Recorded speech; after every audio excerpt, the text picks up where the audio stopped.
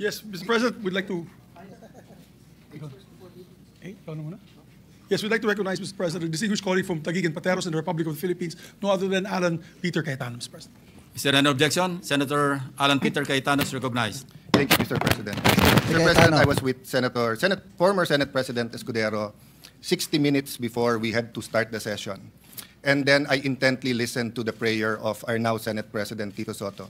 And it warms my heart that the two gentlemen and us who support them individually and collectively as a Senate can truly say, and even Brother Robin, kasi po si Propetang Jeremiah ay propeta sa Hudyo, Muslim at Kristiyano. We can truly say the warmness in our heart na pag sinabing, for I know the plans I have for you, plans to prosper you and not to harm you, plans to give you hope in a future, is true for all of us. I saw the hope, I saw the humility, I saw the passion in the prayer of Senate President Soto, but I also saw the compassion, the sincerity, the humility of Senate President Escudero in stepping down.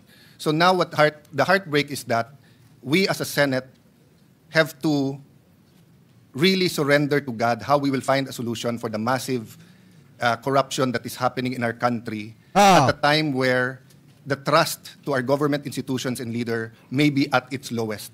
Every time we think it is the worst time, something even worse comes. My hope is this. Usually, permanent ang politics, yung change temporary. I hope together we can find a way na maging permanent yung change or true transformation at temporary yung politics. It's funny, Mr. President, kasi... Hindi, kasi ganito yan mga kababayan. Tingnan nyo naman. Kaya kasi nagkakaroon ng pagkakapalit-palit-palit dyan sa Senado. Kasi nga, hindi naman talaga dapat mapapalitan itong si Senate President si Escudero kung nagtrabaho siya ng maayos, pinakinggan niya ang taong bayan at ginampanan niya ng mas maayos yung kanyang pagiging Senate President ng may transparency. Hindi siya mapapalitan kung okay yung naging kanyang pamumuno bilang Senate President. Ngayon, bakit siya napalitan? Kasi nga, merong mga kasamahan siyang senator na hindi na satisfied o hindi na gusto yung pamumuno niya. Kaya siya napalitan mga kababayan, and then mas ginusto ng mga kasamahan niyang senador na suportahan etong si Tito Sen bilang bagong Senate President. Ngayon, ang issue kung bakit nagkakaroon ng pagkakapalit-palit dyan kasi nasa mga senador din yan. Hindi na sila satisfied sa serbisyo ng isang nakaupong Senate President. Ganun lamang po yun. Ano po kung iintindihin natin? Anyway, tuloy pa natin. The day after the Senate President took office, yun yung mass. Tsaka tingnan nyo, pansin nyo si Senator Alan Peter Cayetano. Tuwing magsasalita siya, lagi niyang ginagamit yung salita ng Diyos, no? Which is hindi naman tama. At mali naman. Mga kababayan, para sa akin nagagamitin mo sa usaping pampolitika yung salita ng Diyos. Para makakuha ka ng simpatya sa mga kababayan Pilipino natin. Maliwanag nga sa isipan ng taong bayan na kaya nagkaroon ng pagpapalit ng liderato ng Senado kasi nga hindi na satisfied unang-una ang taong bayan, pangalawa, yung mga kasamahan mong senador. Massive rally ng ating mga kapatid for unity in the nation. So I can claim that nagsimula yung Senate presidency ni Senate President Escudero ng panahon ng isang Sara D. or the Vice President Sara Duterte. This morning, we heard another Sara D. Sara Diskaya, and that ended naman his Senate President. So sarado na po ang term ni Senate President Escudero. Pero nagbubukas pa lang ang linaw, and I do not say na yung sinabi ni Sara Diskaya kanina is gospel truth. I know there's a lot of truth there. Marami pang truth ang lalabas. So I just want to, in congratulating Senator Soto, Senator Lacson, Senator Migs, all of our colleagues, I would like to manifest that I'll probably remain in the minority, but I look forward to working with you, whether we agree or disagree, because the country needs the Senate now more than ever. And my only regret naman or heartbreak is that Senator Villanueva and Senator Escudero was not able to fully vent the issues against them, precisely because every time they wanted to, they thought of the Senate. Having said that, they will have all the time and opportunity now, and the Senate always finds a way that even if its members disagree, we move forward as an institution that loves God and loves our country. So for the capacity, in my capacity, in different capacities of the committees I have held, I'd like to thank everyone for that opportunity also. Again, Senate President, welcome back and congratulations. Thank you, Senator Alan Peter Cayetano. Majority Leader. Umiiyak si Umiiyak si Alan Peter Cayetano. Pero ano ba mga kababayan? Ang maganda dito, nagkabaligtad yung sitwasyon nila eh. Ngayon, sino nang nasa minority? Eh di yung mga nawala sa pwesto, mga kababayan, at yung mga nasa minority na inaapi-api nila nung una, eh ngayon ang mga nasa posisyon na. So asahan natin na magiging maayos na ang takbo ng Senado ngayon. Buhat ng lalo na at si Tito Sena ang Senate President, ang pro tempore natin ay si Ping Lacson, and then ang ating majority leader ay si Mig Zubiri. So asahan natin na magiging maganda ang takbo ng Senado ngayon at baka nga magulat tayo isang araw. Ang tinatanong na ay walang iba kung hindi si Chis Escudero, Joel Villanueva, Senator Bongo, patungkol dun sa ugnayan nila sa mga kontraktor, mga kababayan. Anyway, tuloy pa natin. Si Senator Joel. Yeah. Yes, Mr. President, we'd like to recognize my distinguished Majority Floor Leader in the 19th Congress and also the distinguished Majority Floor Leader of the 20th Congress, no other than my dear friend, former Senate Majority Leader, Joel Villanueva, Mr. President. Is there any objection? Hearing none, Senator Joel Villanueva is recognized. Thank you, Mr. President. Thank you to our Majority Leader. Very short manifestation, Mr. President. Indeed, it's a great honor and privilege. Karangalang napakalaki bilang isang anak ng isang Bulakenyo na makapaglingkod bilang inyong Majority Leader dito sa Senado. Karangalan po natin makapaglingkod under the leadership of then Senate President Mig Zubiri, then Senate President Chis Escudero, na talagang nagtiwala din po sa atin. Muli, maraming salamat sa ating mga kasamahan dito sa Senado for all your trust and confidence to this representation. Lagi pong napakalaking karangalan yung mabigyan ng posisyon, lalo na sa liderato ng Senado, na paglingkuran ang ating Diyos at ang ating bayan. At lalong-lalo na po ang mahal na mahal nating institusyon. Kanina po kasama po ako with Your Honor, the presiding officer and Senate President and the Majority Leader doon sa meeting natin kanina for this very smooth transition. At isa lamang po yung ating napagkasunduan, lahat po tayo may isang common denominator. At yun ay protektahan at siguruhin na ang institusyon na pinakamamahal natin ay laging mas mataas yung ating pagtingin na paglilingkod. Kaya sabi po nung Romans 8:28, all things work together for good for those who love the Lord. At sinasalamin po yan ng mga kasamahan natin dito sa bulwagan ito. At nais kong magwakas by saying, Mr. President, that I am also now available to be part of the opposition, the minority, and that yung kagaya ng binanggit ni Senator Alan Peter Cayetano, na tayo po bilang mga lingkod bayan, nais nating makipagtulungan kahit kanino man kung ito po ay sa direksyon na pagbibigay linaw, pagbibigay tamang direksyon sa ating mga institusyon, sa ating mga government agencies, higit sa lahat in promoting truth, justice, and righteousness. Sabi po dun sa Philippians 3:14, we continue to press on toward the goal to win the prize of what God has prepared for all of us. Kaya muli, congratulations sa ating Senate President, Tito Soto, sa bagong liderato ng Senado. Kami po ay magiging kakatuwang ninyo sa paglilingkod sa ating Diyos at sa bayan. At gaya nung huling sinabi ko nung natapos po yung aking pagiging majority leader, sinabi ko po, the greater cause outweighs my personal interest. Maraming salamat. Mabuhay po kayo. Thank you, Senator Villanueva. Majority Leader. Thank you very much, Mr. President. And I'd like to put on record, we'd like to thank the magnanimity of the Majority Floor Leader, Senator Joel Villanueva, and the Senate President for a smooth transition in today's proceedings. We thank them, sir. And we thank you for your service, sir. Mr. President, I'd like to recognize now the acceptance speech of our Honorable Senate President, no other than Vicente C. Soto III. Mr. President, I move to recognize. Is there any objection? Hearing none, the Senate President, Vicente Soto III, is recognized. Thank you, Mr. President. Philippians chapter 2, verses 3 to 4, quote, do nothing out of selfish ambition or vain conceit. Rather, in humility, value others above yourselves. Okay, kita nyo. Diba? Maraming tinamaan doon sa sinabi. Ito sa binasa na Bible verse ni Tito Sen, mga kababayan. Ano ba nangyari dito sa Senado? Bakit natanggal sa pwesto yung iba? Kasi inuna nila yung sarili nila. Lagi nilang sinasabi, mga kababayan, na mas dapat mangibabaw ang saligang batas. Nung pinag-uusapan yung impeachment ni Sara Duterte, nang ibabaw ba ang saligang batas? Hindi. Kasi nga yung fourth week, mga kababayan, naging 4 weeks, naging 4 months, naging itinago na sa archive. Diba? Itinago na, ibinauna sa limot sa pamamagitan ng pangalang archive. So ngayon kung titingnan nyo mga kababayan, sapul na sapul sila dito. Namula nga to si Alan Peter Cayetano Tuloy pa natin. Not looking to your own interests, but each of you to the interests of the others. End of quote.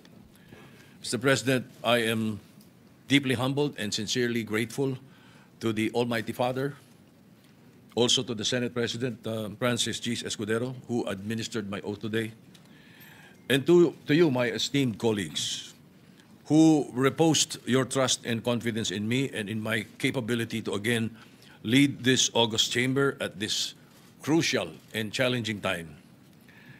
Our people are enraged of corruption. Corruption that is now seen, heard, and felt by the Filipinos more than ever. The failed flood control projects that's supposed to protect the lives, livelihood, and properties of our countrymen, the dilapidated classrooms for our students, and the lack of quality farm-to-market roads to aid our farmers, all are engulfed in corruption, hindering the progress of the nation as a whole. In 2018, the Senate, when I was Senate President, firmly stood in its ground, opposing the unconstitutional realignments made in the 2019 budget after the Bicameral Conference Committee report was ratified.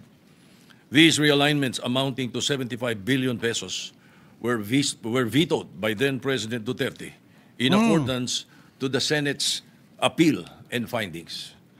Also, the funding of the free... Ano yun? Insertion yun mga kababayan. Kung matatandaan nyo, hinarang po ni Tito Senyon at ayaw niyang pumirma. Kasi nga nakita niya na merong insertion. I think 2018 yan na budget naman for 2019. Pakitama na lamang po ko kung ako po ay mali. Ngayon, kaya na-veto yon kasi nga ayaw pumirma ni Tito Sen mga kababayan. In the same time, tinututulan niya talaga yon. Anyway, tuloy pa natin. Tertiary education, which triggered the law of Senator Bam Aquino and the others, is the result of the strict scrutiny of the budget by Senator Pampilo Lacson, where he found some floating budget amounting to 8.3 billion pesos in 2017. Mr. President, corruption is now perceived by our people to be in the whole of government. But with the political will of those in position and together with the vigilance and clamor from the public, we can fight this and bring transparency and true accountability that our nation deserves. You have gifted me with the honor of being your Senate President the second time around. To reiterate my statement from my previous election, I did not become your superior. I am simply a presider of your session. I am your listener, your advisor, if you so desire, your enabler for anything within my power to do so. I am primus inter pares, or first among equals, but among equals. In 1 Peter chapter 5, verses 2 and 3, and I quote, "Be shepherds of God's flock that is under your care, watching over them, not because you must, but because you are willing, as God wants you to be, not pursuing dishonest gain, but eager to serve, not lording it over those entrusted to you, but by being examples of the flock." End of quote.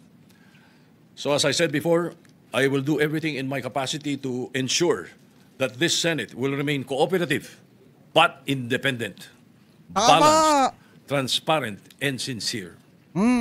Thus, I am guided by Proverbs 3, in everything you do, put God first, and He will direct you and crown your efforts with success.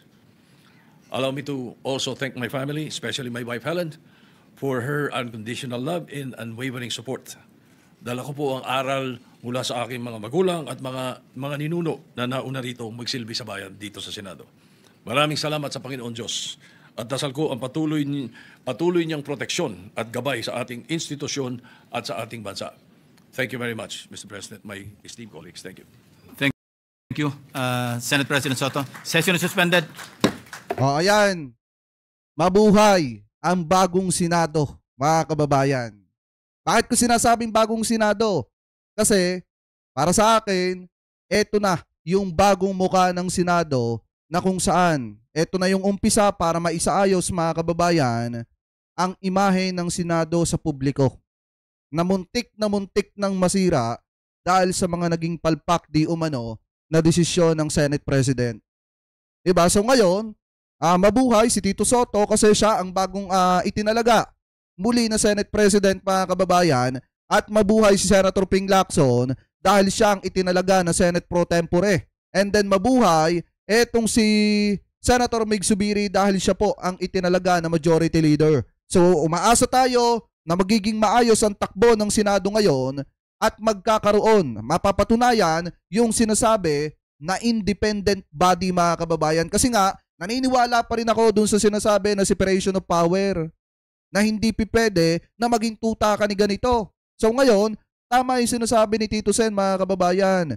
Siya ay Senate President na mga kasamahan niyang senador, pero handa siyang makinig sa mga gustong sabihin at gustong imungkahe na mga kasamahan niyang senador. Sa madalit salita, hindi siya, mga kababayan, hindi porket Senate President ka mataas yung tingin mo sa sarili mo. Si Tito Sen, handa siyang makihalubilo, handa siyang makinig, at handa niyang payuhan yung kanyang mga kasamahang senador. So ako, umaasa ako na magiging maayos ang takbo ng Senado sa kamay ni Tito Sen. Dahil nga, kung matatandaan nyo, kahit nung nasa showbiz pa tayo, sinasabi natin yan, mga kababayan, na talagang may pondo ang Senado dati, hindi ginalaw kahit piso ni Tito Sen at ibinalik niya ng buong buo sa kabanang bayan yan.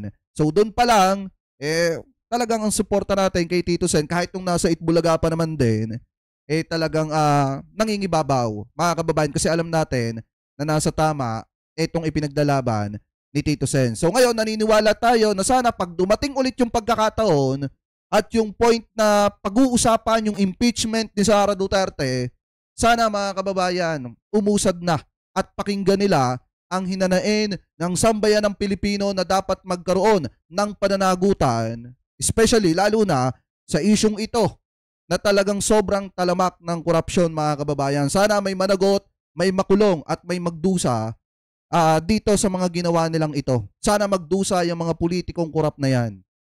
At sana mapapanagot yung mga yan. So ngayon, naniniwala ako na magiging maayos ang takbo ng Senado. So kayo, ano po ang komento ninyo hingil po dito sa pagpapalit ng liderato ng Senado na kung saan nasorpresa po ang lahat, napatakbo pa nga daw si Senator Robin Padilla dito daw po kay Chis Escudero dahil nga nagulat nabulaga sila, mga kababayan, ng mga pangyayari pong ito. So comment below na lamang po kung ano po masasabi nyo